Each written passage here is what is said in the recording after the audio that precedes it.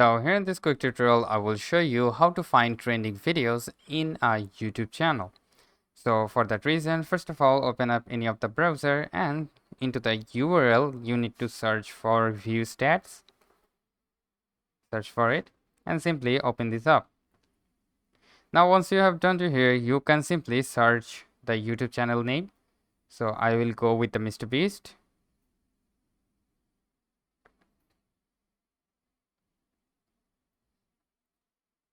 Alright, then from here you need to go with the videos section on the above side and simply scroll the slider like this and simply go and tap this option, view most recent, it is saying. So we need to tap this on, and here you can find the trending option 24 hours.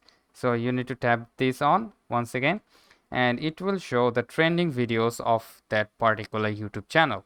So that's how you can simply find trending videos in a YouTube channel. So hope this video helps. If yes, please leave a like and we'll catch you next time.